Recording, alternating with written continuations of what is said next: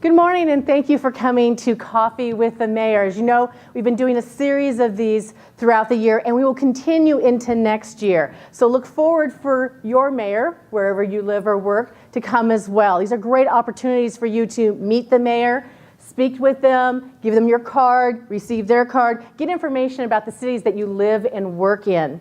I wanted to let you know that we will be splitting this time into two halves. The first half, we're going to be asking questions of the mayor, and then at break, there are 3x5 cards and pens over here. You can write down your questions for the mayor, and when we open up the second half for questions, we'll start out with those 3x5 card questions so that we'll go through as many of those as we have time for. If we run out of time, which frequently happens, then I will send your questions to the mayor and her staff to follow up on at a later date. And then we publish them on WeMARGAD.org, WeMARGAD.org, and that's the website for all things government affairs. So please look at that website and use it for the resource it is. Right now, it is my pleasure to introduce and welcome Mayor Sharon Wolcott from Surprise. Sit right here in the center. And also, we are pleasured to have Eric Fitzer. He is Community Affairs Director or Community Development Director, sorry about that, for the City of Surprise. Eric.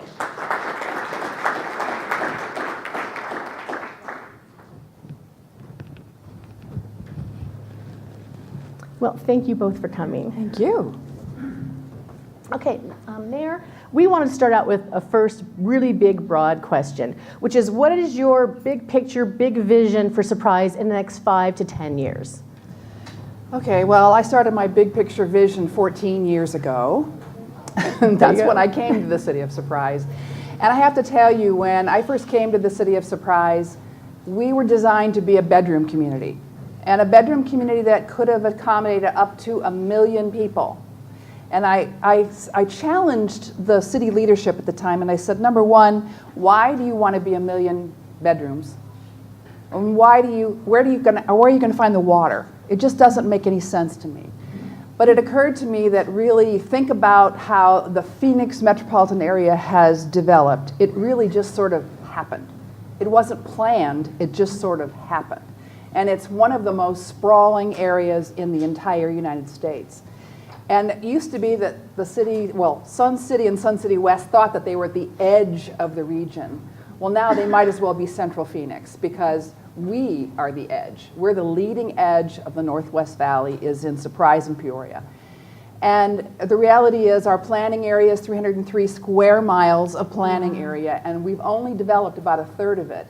But who says that we have to cover every square inch of what's left with a rooftop?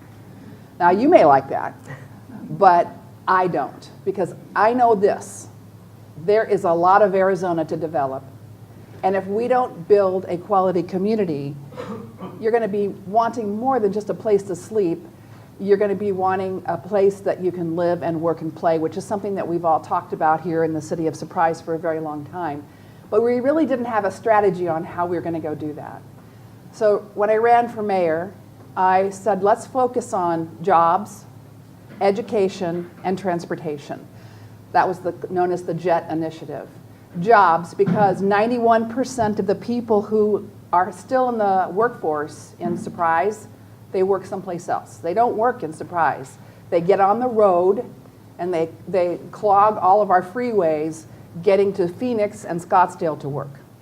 Education, because there isn't enough education opportunities at all levels in the West Valley to serve the West Valley. And again, too many of our students are getting in a car and going into the East Valley to get particularly their higher education and career technical education.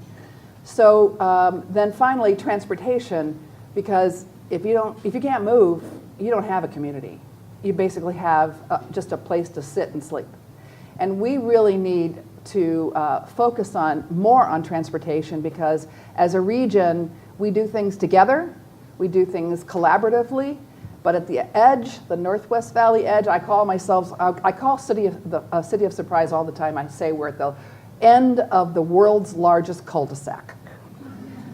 You understand that terminology. And it's true. If you look at some of our growth areas of Surprise, it's really challenging. 163rd, one way in, one way out, and it's really challenging for those homeowners that live up there. So we want everybody in the city of Surprise to really enjoy the fact that they live in one of the safest, cleanest communities in America. So I'm going to take ourselves up to about 60,000 square feet, which is or 60,000 feet in the air, because that's kind of where I live. And to remind myself and to remind my colleagues kind of where I reside at 60,000 square feet, I had a very large picture of the valley mounted on the wall just outside of my office. So if you ever come up and visit, you can take a look at the picture, and you can see where Surprise fits in and where it could fit in. The reality is Surprise is snuggled right up against to the White Tank Mountain Regional Park.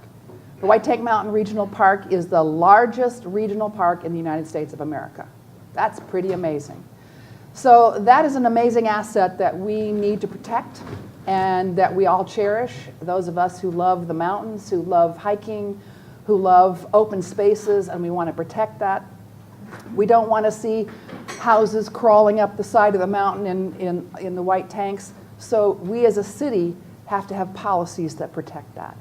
So creating an environment that supports and utilizes and leverages the value of the White Tank Mountain Park, all of the ability to connect to trails. Maricopa County has done an amazing job at doing more with bicycle trails and hiking trails than just about any place I've ever lived. Is it fully connected yet? Not quite, but we're still working on it, and Surprise will continue to play a role as we connect all of Maricopa County with its regional assets. So again, back to thinking about the big picture, you look at the city of Surprise, tucked up in the Northwest Valley, kind of isolated from the transportation infrastructure. So the 303 is really transformational for us in the Northwest Valley. And so we are going to protect that asset and make sure that we don't just waste it with putting anything willy-nilly there. We're going to put what makes the most sense. From my perspective, I think that what makes the most sense is to protect that as a jobs corridor, as an employment corridor, because we want people in Surprise to have a short commute. We don't want them to commute an hour and a half in each direction. That is not quality of life. So having the 303 corridor protected as a jobs corridor is really important. And there will be homes as well in that corridor. Makes a lot of sense. Most of that land is actually owned by the Mormon Church, and so we work very much with the Mormon Church in Salt Lake in how we want to see that develop. So creating that environment where you can live, work, and play, it's not just one place is a center where you can live, work, and play, and everybody else is in a housing community. This literally has to be nodes of livable, workable, and entertaining environments all over the city. But we also have to think about the density and the critical mass that it takes to support that. Infrastructure. Infrastructure is huge. Transportation infrastructure, education infrastructure, and environmental infrastructure to include water, to include Wi-Fi. Everything is all things that we have to take into the big picture. So we focus on that. We focused on creating a general plan that is nimble enough to go with what's happening, but also give guidance to whoever's in office at the time that this is where we're thinking. And we can't just willy-nilly stop on a dime and turn around and go someplace else. This is a strategy on how we build ourselves out of being a bedroom community to a world-class community with a global presence. That's kind of my moniker. I want us to have a global presence. And one of the reasons I think we already do is because we've been very, very aggressive at attracting foreign companies to invest in the city of Surprise. If you look at the city of Surprise, we are at the edge of the region and we were built and designed to be the bedroom for Phoenix. And Phoenix is a market that has its own challenges in terms of bringing jobs and economic development opportunity to this region, the 5th largest region in the entire country. But here we are at the Northwest Valley, at the end of the cul-de-sac, without a whole lot of transportation infrastructure. So we are challenged to fight for the same economic crumbs that fall off the table from the city of Phoenix as every other community in the valley. So a couple of years ago, I was listening to some discussion at the MAG Regional Council where I serve on the board, and I was listening to the discussion about our trading partners. Our chief trading partners in Arizona are Canada and Mexico. And Phoenix has done a really good job. They've really been focused on Mexico. And I thought to myself, well, I don't want Phoenix's leftovers. So let's focus on how we can be special and unique in the City of Surprise. So we were the second city ever to join the Canada-Arizona Business Council. And shortly thereafter, we began sending delegations of our staff up to Canada to start making connections, business connections in Toronto. And those business connections have yielded us a lot of new partnerships, people who are coming in and taking a look. And if you know, as realtors, you know that there's a lot of Canadians that come down here. They come down here for the winter because it's much more pleasant here in the winter than it is up there. But they also come down here as people who are active participants in the business community up in different parts of Canada. And if you think about it, Canada has 43 million people in the entire country. And if you're a businessman, you're going to run out of customers. And then there's the United States, right just south of you. And then you've got a wonderful place like Surprise, Arizona, that doesn't expect to steal your business. We want to help them grow their business. So we're working through the Canada-Arizona Business Council and through our own international initiative to bring more Canadian businesses to help them grow their business in Surprise, Arizona. And we're also using those partnerships that we've developed in Toronto to help bring foreign companies that are interested in a footprint in the United States, but they're coming through Canada. And these are a lot of European countries, companies that are thinking about a footprint in the United States. And they're coming through Canada, and we have an incubator, as it were, a business incubator in the City of Surprise, which has been very successful in helping those companies become American companies and get that footprint in place. So they're helping us grow jobs. And another thing that I really want to mention, because this is really important, and you start getting me going on big picture, and I'm not going to stop. So education. Again, that was part of my initial platform was we need to have more education opportunities. And when I was talking to the Germans at the German embassy a couple of years back, I said, what is it that will attract a German company to locate in someplace like Surprise? And he said, well, what are you doing for career technical education? And I went, nothing, not much that we can consider. The legislature had just defunded career and technical education programs in the state. And so I reached out to WestMech, which is the career and technical education overlay in the West Valley, and they had planned on building a fab lab right in our city center area. And I said, what's that going to get us, really? I mean, what we really need is programming that is nimble enough to be able to respond to the different industries that we're trying to bring to town so that you can help those people train high school students, veterans that are returning back to the workforce, and those people who've had job displacement that need to be retrained into the workforce. That's what we really need. And so partnering with WestMech, we were able to convince them to purchase a 19-acre parcel along Grand Avenue. And today, I think we've now been 3 weeks in classes at the WestMech facility. It's this big, gorgeous, contemporary building right on Grand Avenue. And it's just part of the big picture vision that we have as a city on how we revitalize our original town site and how we really strengthen our main transportation corridors and gateways into our city center. And the city center is a discussion that probably can stand on its own. So again, big picture, jobs, education, transportation, that's really where we've been focused. And we don't want to be just another bedroom community.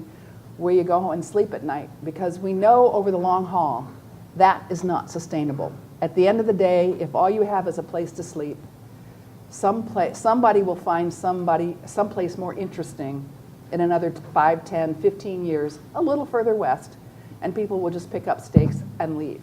So we need to make certain that we're maintaining a strong, vibrant community, and that's our goal. And so I want to thank our partners, not only just our staff, but city council members. So Councilmember Remley is here joining us today, and I appreciate you being there, Councilmember Remley. And I see in the back, we have planning commission members too. So again, we could not do this without all of us working together. And one of the things that I always say about realtors is you're among my favorite people, because you are the eyes and ears of every community. You know what's going on, oftentimes at the same real time as we do. And you hear, when people come to a city, you know what they're looking for, and you know if that city doesn't have it. So that's why this relationship is so important, is that we continue to work together so that we can rely on each other to make sure that those potential customers that are coming to the community are getting what they're looking for, and that we're providing it. So I want to thank you again for your invitation here, and especially want to thank you for the long-term working relationship that we've had together to try to make Surprise a very special place. Thank you.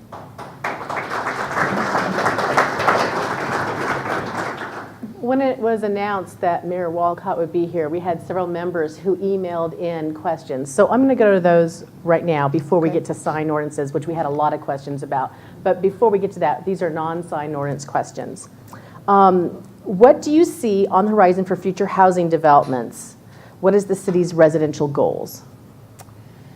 Well, for starters, I think our residential goals have to be to enhance and diversify our product line. A lot of Surprise was built and developed on first-time home buyers. A lot of our home product was that. And, you know, there's a lot of people that came in and found the City of Surprise a wonderful, clean environment, safe environment, and affordable. And that's all great. But then as they grow their careers and they want to have a place to move up to, they're challenged. So scarcity becomes an issue in the City of Surprise. You all probably know that. Oftentimes I hear from realtors saying, there's not enough for sale on the market. Well, don't I know it? And I can tell you that just recently I sold my house in a day. A day. That told me one of two things. Either I was underpriced, and I don't think I was, or scarcity. There's not enough for sale on the market. And then, by the way, I needed a place to rent. I needed to move all my stuff to a place to rent. Well, how many people know that finding a place to rent in the City of Surprise, you can't find it. So I literally had to challenge my realtor to sit on the market. I was on Lake Powell, and I found out that my house sold in a day, and they wanted me out in 3 weeks, and I said, find me a place to rent. I have to live in the City of Surprise. And so she literally sat on the market, and as soon as a rental house came online, we snapped it up in 5 minutes, sight unseen. So that's what scarcity does. It really limits the choices, and so we really need to try to provide more diversity and more choices to our residents. And also thinking forward, think about what the growing marketplace will be. Once upon a time, certainly when I was a young woman with starting my family, the American dream was buying a house. Well, now it's more like renting. There's a lot of interest in the rental market, and we know we don't have enough of it in the City of Surprise. But we want diversity. We want things a little bit for everyone. I've challenged Eric a couple of times when we've had developers coming in, and I say, can you ask them to kind of set aside a little bit for just, unique homes, for custom home building? Because one of the things that we are trying to control is wildcat development. So people who want all this open space, and they don't want to live in a a typical traditional gated community, they want to live out behind their own gates and their own walls and their own fences on acreage. The problem is that creates an environment that eventually we know we're going to have to serve, because we're going to continue to grow it, and it makes it more challenging for us. So providing opportunities for people who want larger lots, who want to build custom homes in an environment that's closer in so they can take advantage of also all of the amenities that we offer in the City of Surprise, I think will help us over the long haul control some of that wildcat development that is making it more challenging for Eric's department to provide services, and all of the city to provide services. So we really need diversity of product, and we need to really focus on some of the growing interest in rental and creating more of an urban environment. What is the update on the hotel and entertainment district in discussion? Okay, now we're talking about our downtown. Didn't think it would take me long to get there. Yeah. So the downtown is really what made me decide the downtown area, which is the square mile around City Hall. And effectively, that's the area that we're talking about. And that was the parcel of land that made me decide I wanted to live in the City of Surprise, because I saw that as an amazing opportunity to build a downtown from scratch. And that is a very unique opportunity. In fact, there is no other parcel like it in North America, I would argue, that is basically a blank slate. Just dream big and let's make it happen. Now, it used to be that downtowns grew by building housing, and then you'd wait 75 years and the houses would get kind of ramshackle and sort of spent over time. And downtowns would develop by coming back in and redeveloping by scraping down the old and building vertical. And you know that we've recently went through a bit of a difference of opinion on how you build a downtown. And recently there was a proposal that would have put housing in that downtown area. And I would argue, and I did argue, that number one, it was against the underlying law that was set up by visionaries on the city council many, many years ago, 20-some years ago. But it was also, it would have been a tragedy to see us go and build another single-family detached residential environment in a downtown that's ready to go right now. Right now, it's finding the right investors. We are ready to go. And so rather than having to tear down the old, we have 130,000 residents in single family and some in rental right up to this square mile, built right up to it. So the opportunity is enormous, but you really need to have a vision and a plan. And so creating that master plan is what the council has said time and again. We need to have a master plan so that we can market it to investors who are interested in investing in growing an entertainment environment. And literally, this will be a mixed-use environment where you can live, you can live in a residential environment, and we're talking going vertical, rental, condominium, but more densely populated area to create that critical mass. And one of the things that certainly will be our first critical mass of dense residents are the new college students that are going to be growing with us at Ottawa University. And Ottawa University was part of our strategy on how we build a downtown to create an environment where students would be living and working and playing in that square mile, and their families, their parents when they visit. We now see we're projecting somewhere around 3,000 residential students in the next 10 years will be living in that square mile. And it could be more because we projected that there was going to be only 250 students in the opening class. We just opened the class, and the class convocation last week was 434 students for the first class. Pretty amazing. And there's an awful lot of people that are very excited about being a part of Surprise and all the promise that we have. So creating that diversity, creating housing for those students, creating housing opportunities for people who prefer to live in a more urban environment. If you like suburban, we got it. If you want more of a rural flavor, we've got it. So creating an opportunity for all of those people to be able to have a city center where they can really enjoy that entertainment is really, really critical to our vision. Great. And what is Surprise doing to become a small business friendly environment? I think we already are. And Mr. Nelson, wherever you are, I think you kind of alluded to it. We are friendly to small business. We know how important small businesses are to our city. We also know that larger businesses are going to create a lot of activity for those small businesses. So we know that it's kind of an environment that we're creating where large businesses, they need the smaller businesses. We need smaller businesses to support just some of the retail needs of our community. I don't see ourselves ever being a city that's going to be home to a regional, the old style regional mall. And so many of the secondary market opportunities are going to go to some of those smaller businesses who are looking to start up in some of these what we call strip malls in the City of Surprise. That's largely what we have for that secondary market. And that's really helping a lot of the new business startups are coming in and finding open space for that.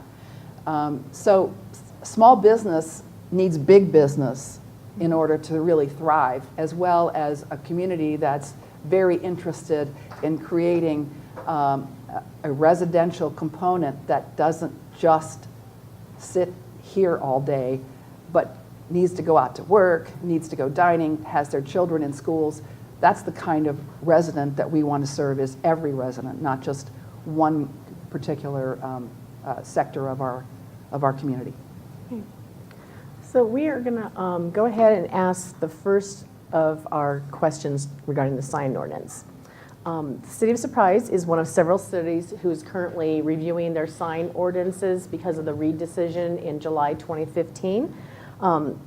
As you know, WeMAR has commented on the proposed draft sign ordinance and on the separate topic of the February 2017 vote the City Council had that brought us back to the 2009 sign ordinance, which is what you each are operating under right now if you're in the City of Surprise. As you can imagine, the members and their clients are interested in this issue, both residential and commercial. So we're going to take each of these separately. The first one is in 2009, WeMAR discussed with the city the problem agents were having at the time holding open houses, and you all remember what that time was like. So you could go into subdivisions like Desert Oasis or Marley Park or several others, and they were virtual ghost towns. You go a long way before you saw another person. So one of our challenges was, under the sign ordinance with only one sign being available, one temporary sign, we couldn't get people into the community to see the house that was open, and there wasn't even anybody for them to talk to. So we went to the city and discussed this with them because the city was as interested in us as having those houses sold. And that inability to direct people, we suggested that the city allow us to have signs that, temporary directional signs for each place that a person would turn in order to get to that property. And at that time, they went ahead and they did a temporary change to the sign ordinance that allowed that, and that temporary change was extended for the Bell Grand construction. Then in February of 2017, City Council had a vote that changed that.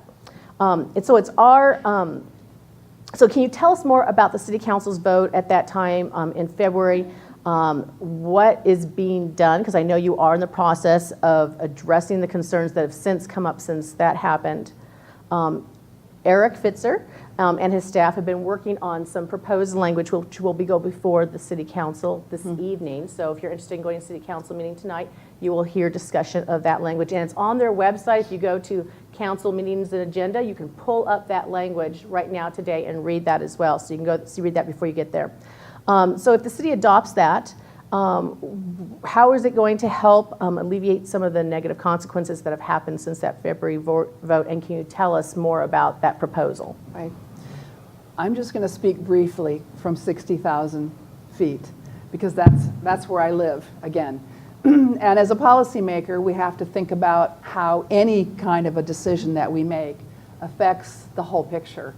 If we get too far down into the weeds, we can make a decision that is ill-informed. It will have impacts that we never even dreamed about and discussed. And that's why we rely on professional staff who can help us kind of through that puzzle on how you make certain that the decisions that we make are going to have the correct impacts and give us the results that we're looking for.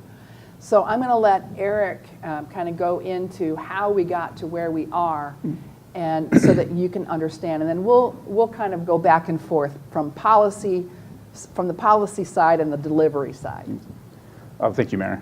So one of the things that generated the need to rewrite the sign ordinance was specifically the Reed versus Gilbert decision. In fact, prior to even Reed versus Gilbert, city staff started looking at the sign ordinance and noticed we had a few problems with the sign ordinance. We had a temporary policy in place since 2009 that, after 8 years of temporariness becomes almost, permanent in nature. So we were looking at our sign ordinance. We started going down the revision stage and understanding that Reed versus Gilbert was going to come out. We put a stop to that until such time as kind of Reed versus Gilbert came out. In that time frame, we also noticed that we had some specific issues with some of the real estate signage that was kind of going on out in the city. We had complaints from neighbors and so forth about the amount of signage and so forth. At the time, our code enforcement officers were going out and issuing notices to agents with a proliferation of signage that may be located on one corner. So staff had so basically what staff were looking at doing was, in about August of that year, we were looking at taking forward a specific policy regarding real estate signage, so that we could, so that it was a little more defined on how they could be located, where they could be located, and as your representative basically said, that would be allowing directional that would get you to the open house. However, Reed versus Gilbert came out, and the decision came out from the Supreme Court in August, I believe, of 2016.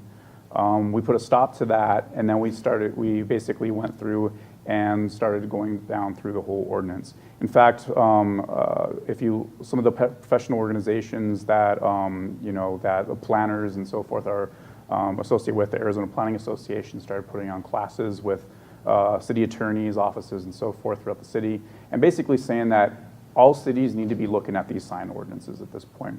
Now, that's not to say certain cities have been more proactive than others. Certain cities are looking at making minor changes. Other cities, like the city of Surprise, are looking at making full-fledged modifications to our entire ordinance so that we're able to be in conformance with kind of the Reed versus Gilbert decision.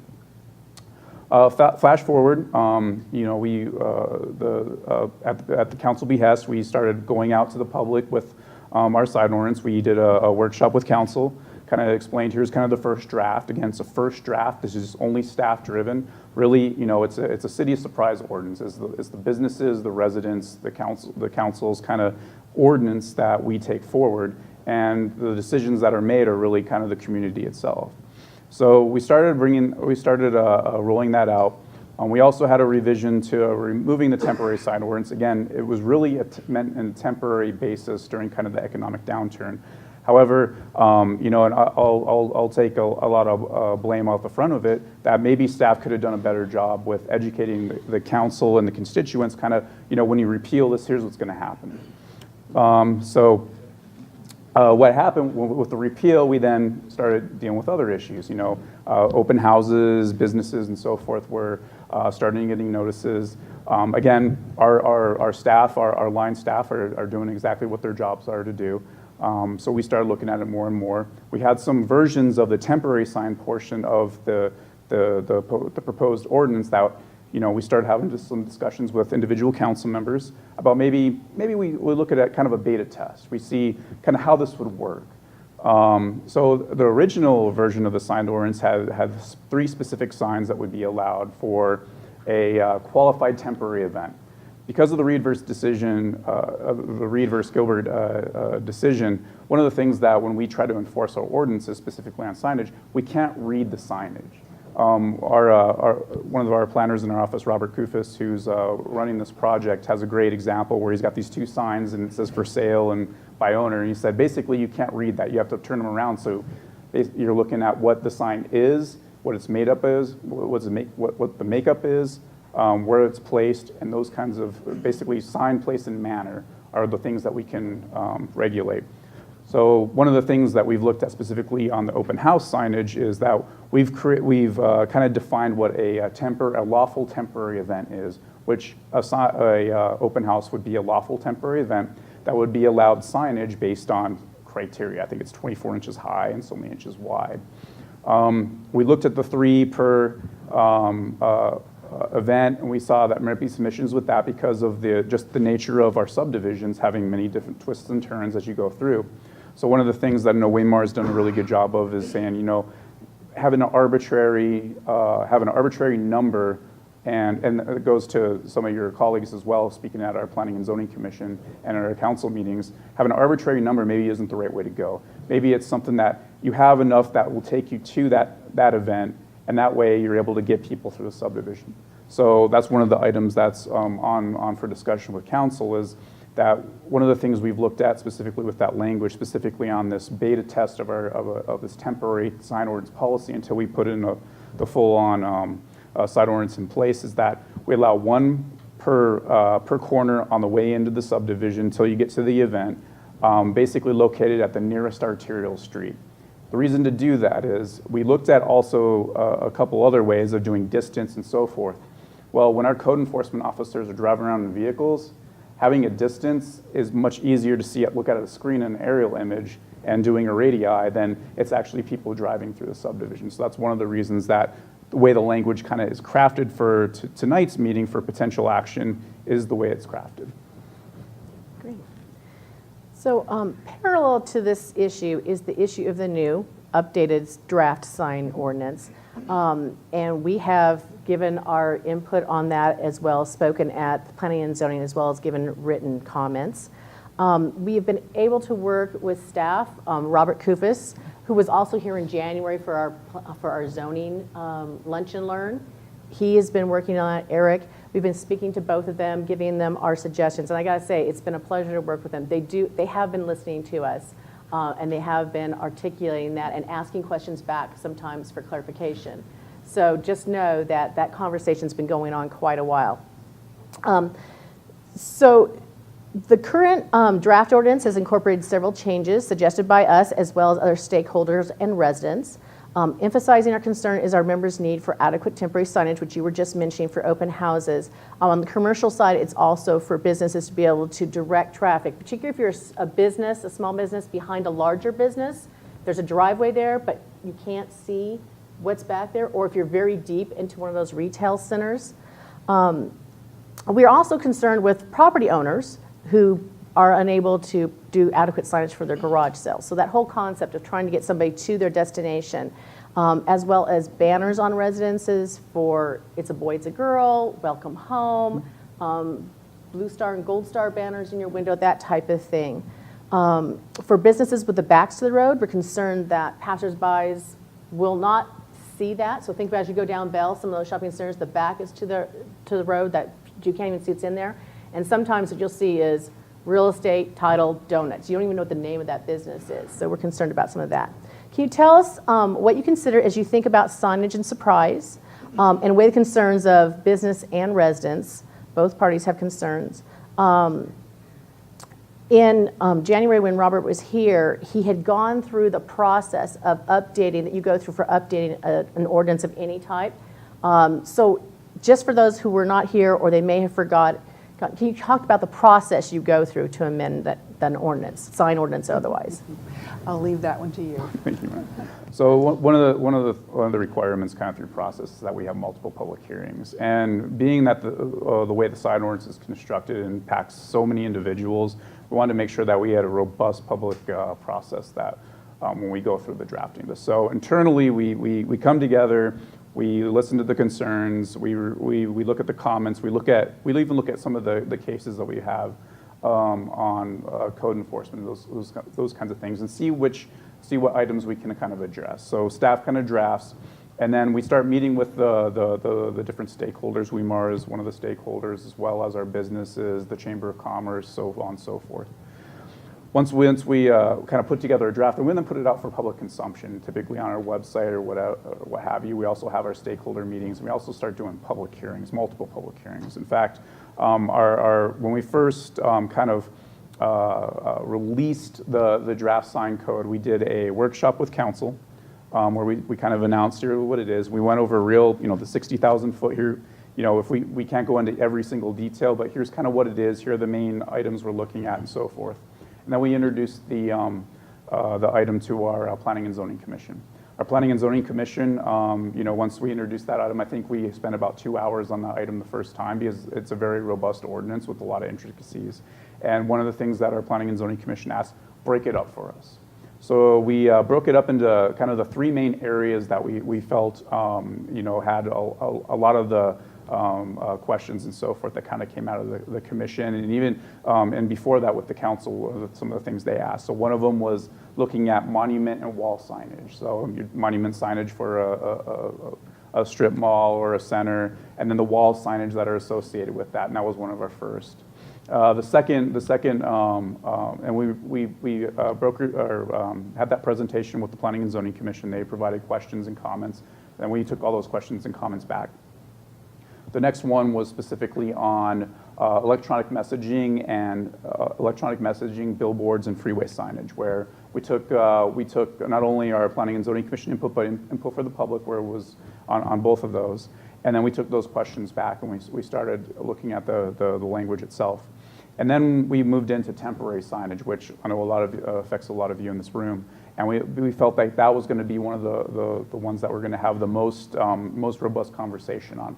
So we did our meeting. We took back questions, and one of the things that kind of came out of this was having more discussions with council and our management team and so forth on what could we do in the time frame, because this ends up being a long period of time between kind of outlaying an ordinance draft to actual formal adoption by the council. So that's one of the things that generated this possible look at this beta test. What we've done with the comments and questions that we've heard over these times, as well as the public comments and questions we've heard from our website and in phone calls and so forth, is we've started kind of re-looking at the drafts of that ordinance. So I believe within the next month or so, we'll be taking another item back to Planning and Zoning Commission, kind of recapping what we've discussed over these last 3 meetings, with a subsequent meeting to then have a recommendation by Planning and Zoning Commission to our council. After that recommendation, we'll be starting the workshop sessions with council. Many of the things that are kind of generating the long lead time of this is specifically kind of what I referenced before with the Reed versus Gilbert decision.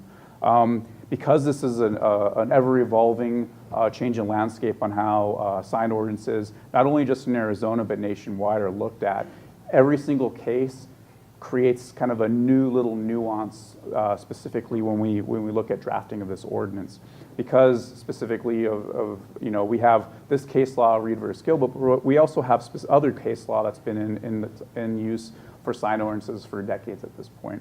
So currently we're working with our legal staff on how we kind of craft language. We'll also be working with the public over these next few months to try to start bringing these conversations to council.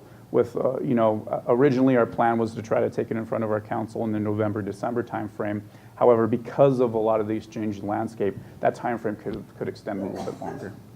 Great. And if I can, just as a follow-up on that, I'm really grateful to our staff for being very responsive to all of the stakeholders who have weighed in on this very, very sticky issue. Quite frankly, it is. It's very sticky. And so I appreciate the fact that our staff has really wanted to and done the best they can to try to reach out to the stakeholders.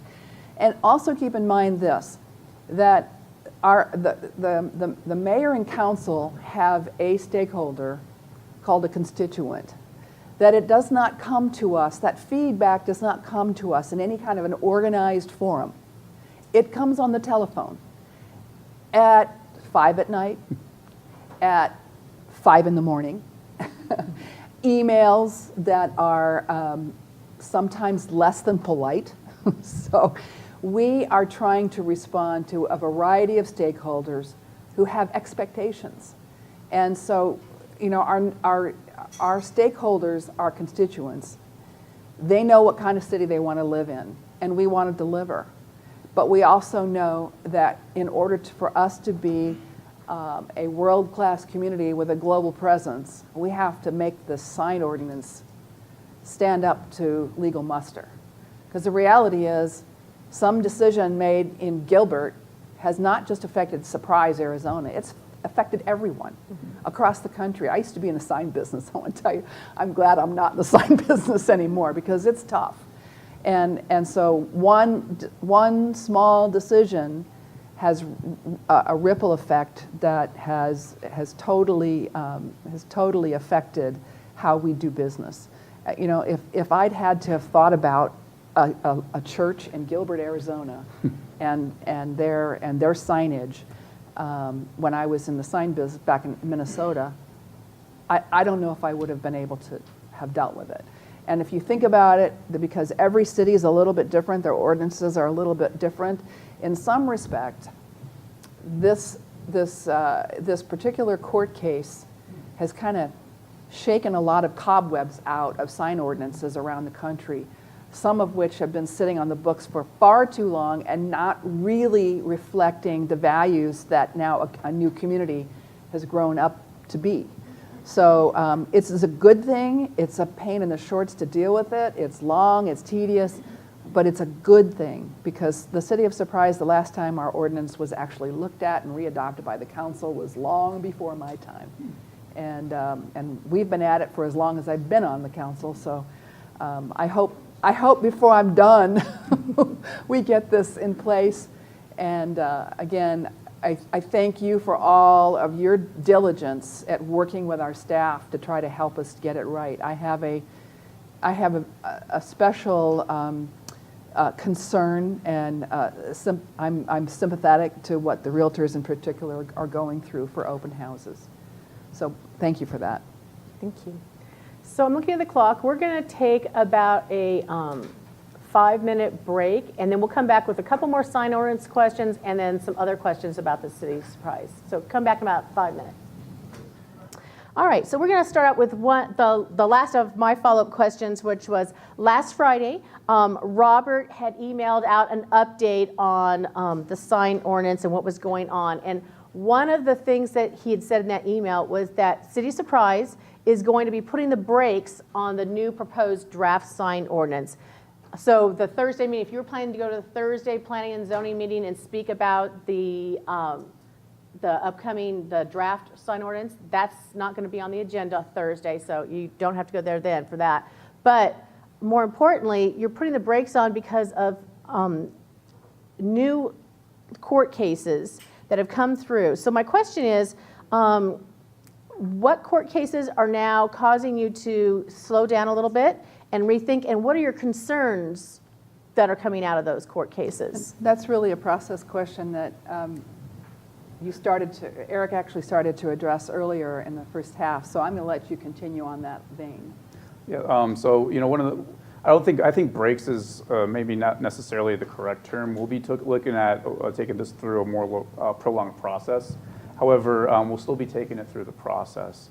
Again, you know, I'm not going to speak to specific cases necessarily, but you know, the environment under Reed Gilbert and the different cases that have followed afterwards have started kind of changing some of the language and some of the processes that we're looking at going through with taking the sign ordinance forward.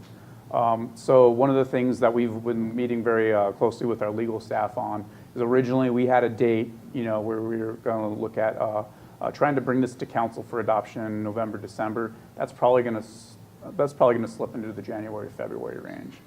This isn't necessarily going to impact the temporary, the beta test that we're doing at all, but it will impact the finalization of the sign code as it moves forward. And it's just the pure nature of kind of what the environment of Reed versus Gilbert and the multiple cases that have been afterwards. Just as an example, there's been Reed versus Gilbert cases that have impacted peddling. People who are out with the will work for food signs on street corners, to even specifically some of the lobbying efforts that have gone on between lobbyists and different levels of government. So it's impacted not only just kind of cities and signs, but it's impacted a little bit of everything, because what came out of Reed versus Gilbert is that signage is a freedom of speech. That signage is freedom of speech, and therefore now it's becoming, you know, what speech is specifically can governments actually regulate. The original narrow version of it was that, okay, we can regulate speech within specific right-of-ways, within city right-of-ways, within streets and those kinds of things.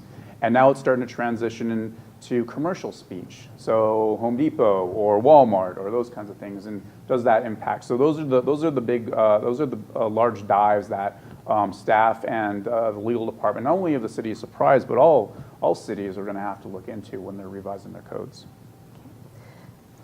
Can you suspend giving out violations and taking open house signs until the new sign ordinance is put in place? So that's a good question. Tonight we have on to do this possible temporary beta test policy. If that goes into effect, it would go into effect 30 days. Technically, within those 30 days, we'd have to enforce the code as is. With the way the code's written, we have to enforce the code as is. It's not to say that if, depending on what goes on this evening, what's going to happen, that there wouldn't be necessarily a notice or a knock at the door. However, if depending on how it goes, you know, it just kind of depends. But our staff has to enforce the codes that are enforced at this time. Okay. We are going to change to another subject now. So while driving in Surprise, there are several fast food establishments coming into Surprise. Is there any way to cap the fast food? The cap fast food. You struck a nerve with me on this question. So, look, I have nothing against fast food restaurants, In-N-Out Burger or anything else. I have nothing against fast food restaurants. Here's the deal. I had the very first Barbie and I had the very first McDonald's hamburger. Okay, I'm that old. So I have an understanding of how America moves and America drives and America needs a quick fix and a hamburger joint. I understand that, I get that. So the city of Surprise is dotted with fast food restaurants all over the city. And what did I say in the first half of this program? 91% of the workforce is on their way to someplace else. So they're going to have, they need that coffee in the morning or a breakfast, you know, sandwich or whatever on their way to something else. And they come home in their evening and they've been on an hour-and-a-half drive back and they need to pick up McDonald's or Kentucky Fried Chicken for the family because there's no time to cook, double income family, you know the drill. So that is, fast food has a place in American society today that we are not going to change. So, but the reality is, and this has been well known, that I have felt that fast food restaurants are a quick fix on your way to someplace else, and it's not a destination.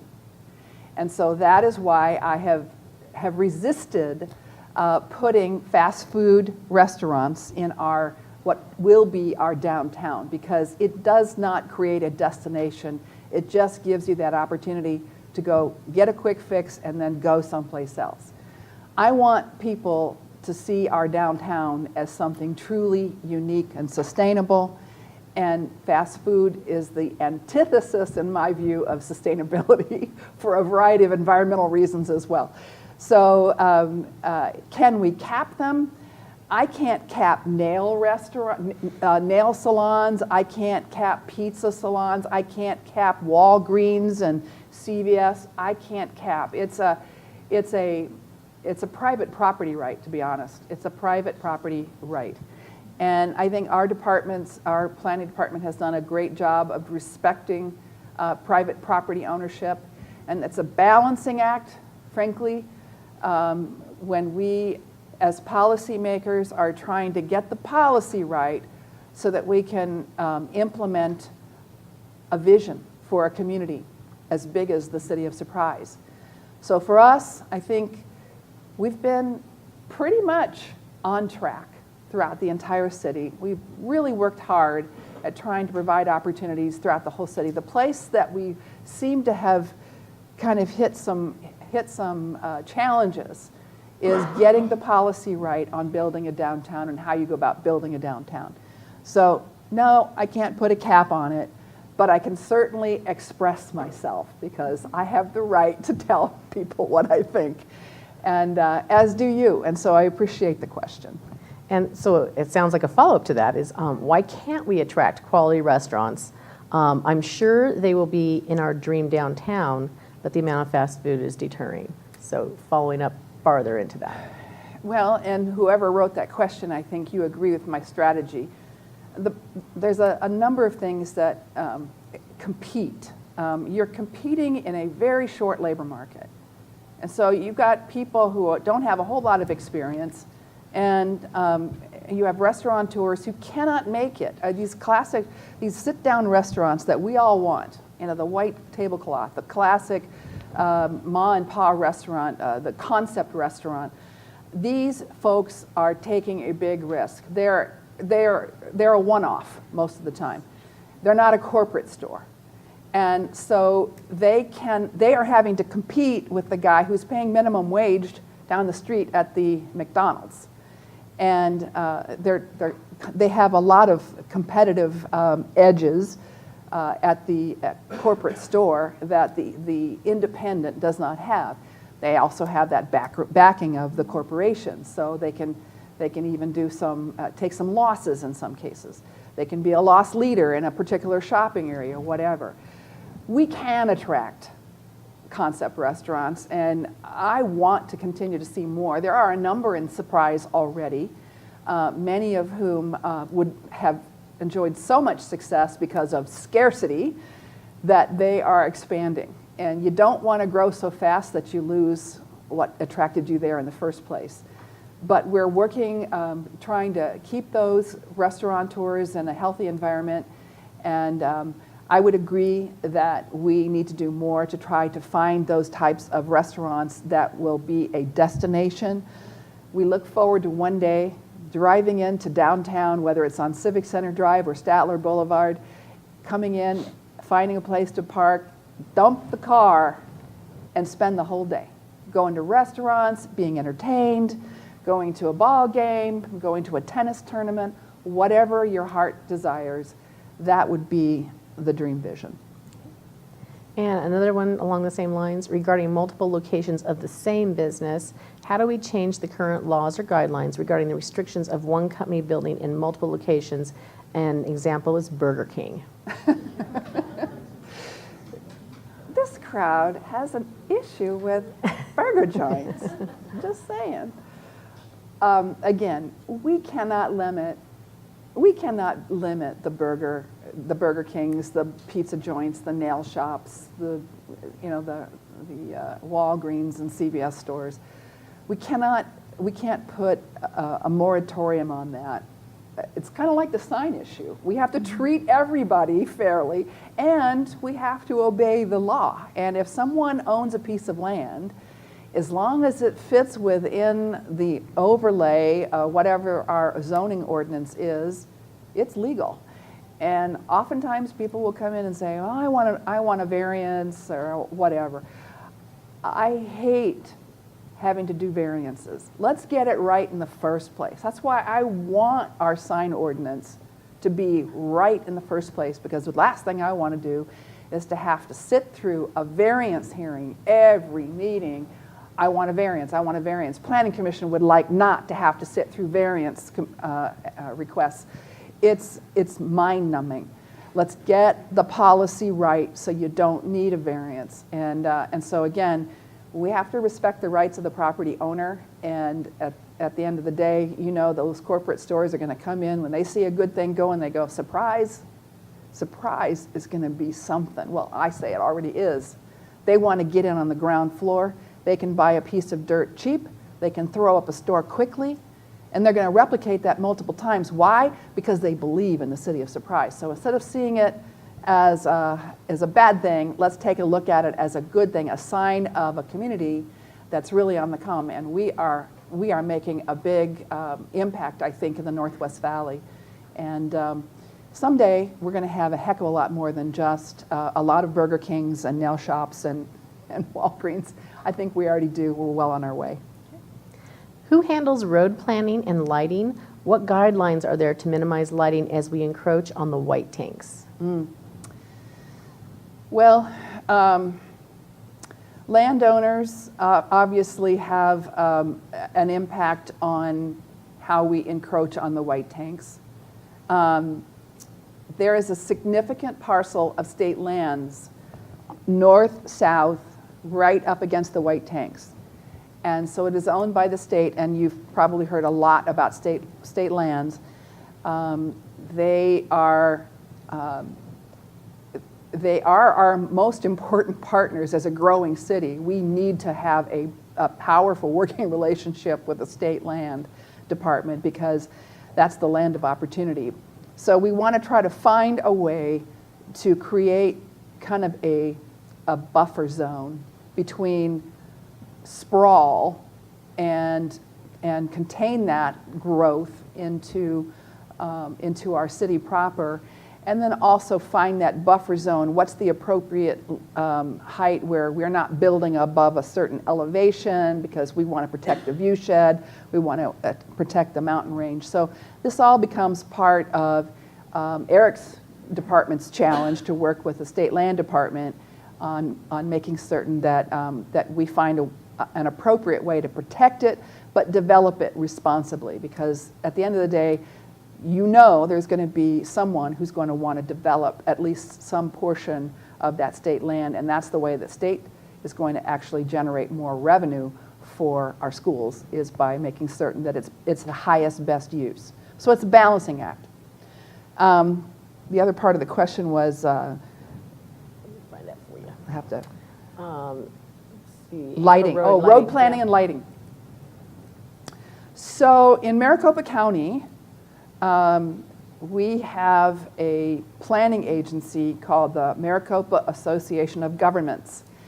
And so big picture in terms of municipal governments that are all agencies of the Maricopa Association of Governments, we all kind of throw our dreams in the kitty and say, here's what we want.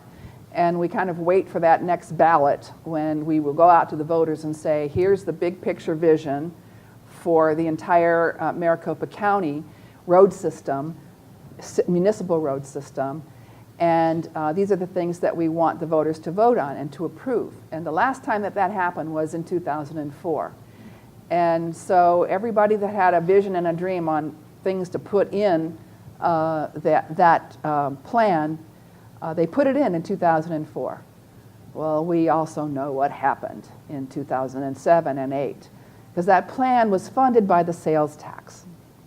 And in 2007 and 8, when the wheels came off of our economy and that plan became underfunded, the MAG Regional Council about every 6 months was in the position of having to take certain projects off of the plan and throw them in the waste can.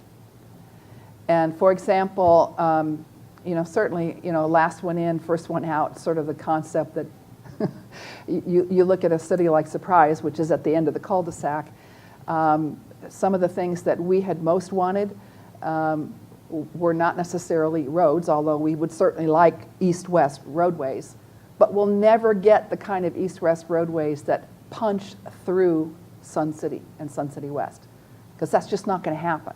Sun City and Sun City West don't want us punching through. We're not going to. So we have to go around. We can't go over it. We can't go under it. Got to go around it. So we're going around it. And so we look at other roads as a city that we would like to put into the next Proposition 500. We're doing a transit study right now, just really a need study for this growing community. And obviously when you put 434 students on a campus in the center of Surprise, it's going to change the needs. So, and that's just one element. So we're preparing all of those things, and then the city of Surprise itself, we don't have a a transportation fund. We have a tiny little transportation fund, but we don't have like a big picture transportation fund like other cities that have, let's say, a quarter of a penny sales tax that they go into a transportation fund that can then pay for the local match for some of the state and federal programs. So again, it's big picture, the region plans together, but right now, the uncomfortable situation I'm in is looking at how every time my constituents buy a cup of coffee, they're paying for somebody else's project, which frustrates me. So I want to make certain that when we get in the Prop 500, we would get every dream that we want, and we've got all the data to prove that it's not going to fall off of the plan, and that we could sustain that project through the next vote of the people. So it's a regional thing. One more complication, and Eric will appreciate this. He used to be in the East Valley. He actually used to work in a city that wasn't in Maricopa, called Maricopa. And recently, the complexities of planning for roads and transit in the valley, in Maricopa County, became complicated because planning agencies and local MPOs, they wanted in the game, the Maricopa County game, and they're not in Maricopa County. Well, those of us who see the West Valley as the next big thing, and in fact, we've been waiting our turn very patiently, were very, very frustrated a couple years back when the MAG Regional Council came to the council and said, well, they want in Maricopa and Casa Grande and Florence, and they want in. And I said, whoa, time out. We've been waiting our turn for a long time. We need to make certain that we are the Maricopa Association of Governments. I was the only person that voted no. I can't believe it, but I was the only person that voted no. And so that initiative was signed by Governor Brewer, and now we are the Maricopa Association of Governments, plus Maricopa, the city of Florence, and I think Casa Grande, who are now in our MPO. Last week, I was taken aside by the new chair of the Maricopa Association of Governments, which is the mayor of Buckeye. And he said, Mayor Wolcott, you were right. Because they just gave me a call, and they want to start talking about how to put the mayors of these outside of Maricopa County cities on the executive committee. And I went, well, you go. There you go. So this is going to be a challenge, and we're going to enter that discussion here, and I think in another couple of weeks. But I mean, it's a legitimate thing to be working in collaboration with your neighboring counties and neighboring planning organizations, because there is a commute shed that goes outside the artificial barrier called the county line. But when we're starting to look at resources and where they're going, and we're already starting to see a lot of the resources and matching pots of money kind of drift in an easterly direction, it concerns me. And so I would urge you to talk to your mayor, wherever you live, and encourage them to fight for the West Valley and to make certain that they understand we have no grudge against the East Valley, but it's our turn and we're ready. So just so you know, if you are not familiar with MAG, the Maricopa Association of Governments, we have several of their maps. They are a great information source on the WeMAR GAD website. I just got an email last Thursday. They're changing their websites over. So we will spend the next month reassessing those links. So if you go there like today and a link is broken, let us know. We'll make that a priority, but we're going to go through it and have to find. We have a boatload of their information on that website. So just know over the course of the next month, we'll be reassessing and making sure we have links and the links go someplace now that they've changed their website. But it is an amazing organization with lots of good information that you and your clients can use. Before we go on to the next question, Eric, the mayor had mentioned you working with the state and that area out near White Tanks. Did you want to illuminate anything on that in your process or how you go about that? So yeah, as the mayor said, one of the items that when I first came to the city, that one of the main points was to start working with the state land department and planning in and around the White Tanks. Council and the mayor and so forth have done some things in the past, specifically in 2009, setting up the wildlife corridors and so forth, specifically kind of the northern edge of the White Tanks in and out into the Bradshaws. So one of the things that we've approached the state on specifically is if you remember got a lot of publicity about 1 to 2 years ago with the city of Scottsdale setting aside a bunch of state land for developable land. And one of the things that you have to look at when you're looking at development of state land is what's the highest, and, as the mayor said, highest and best use for that property. Because ultimately, the 15 beneficiaries that the state has, their ultimate mandate is to make them as much money as possible. That's what it is.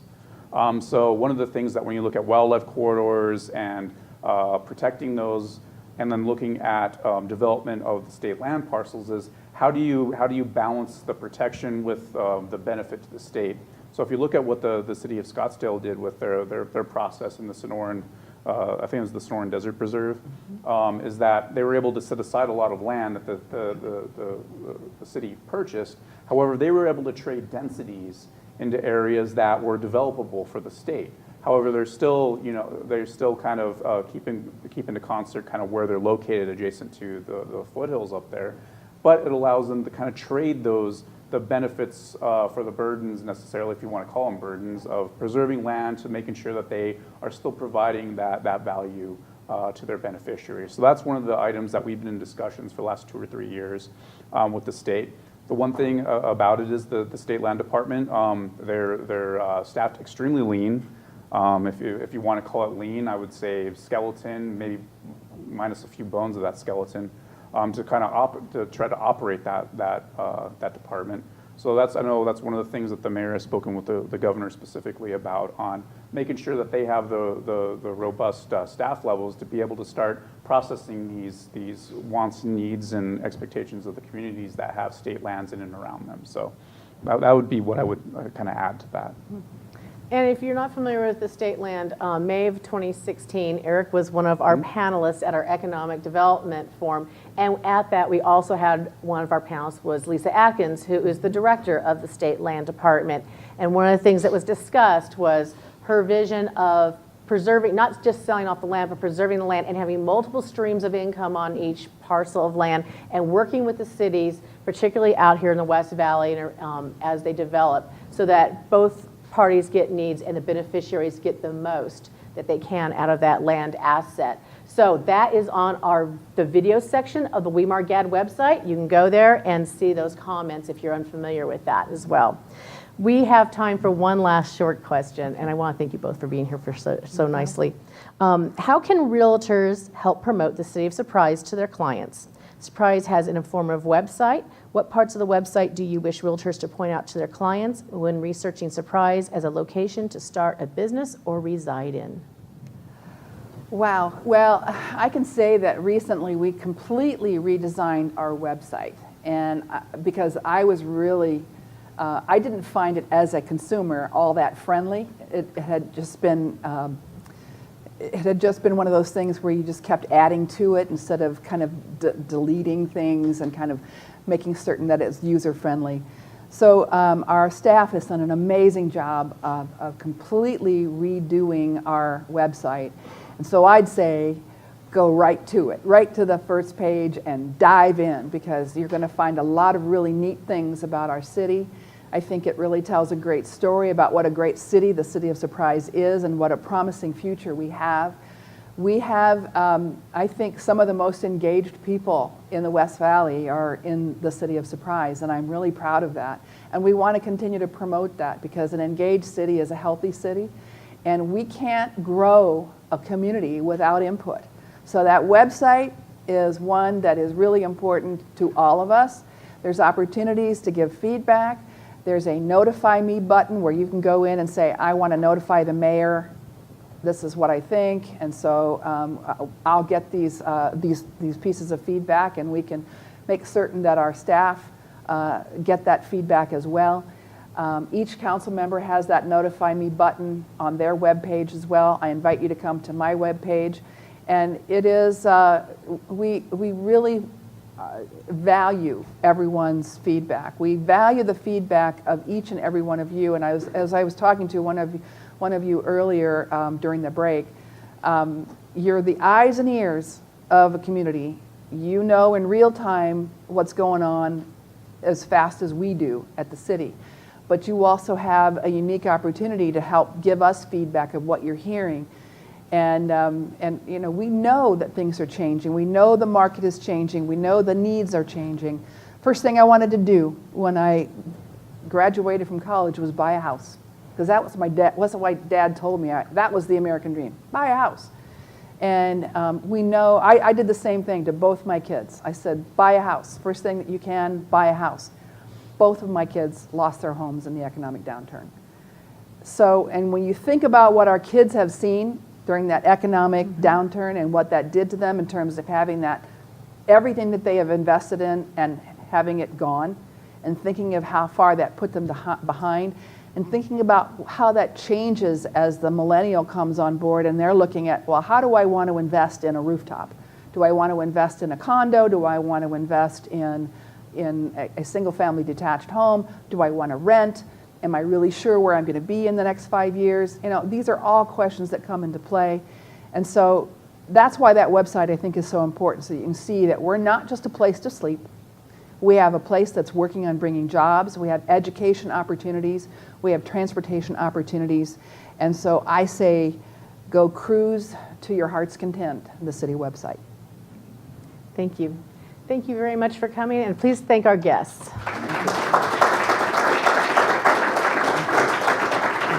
Thank you.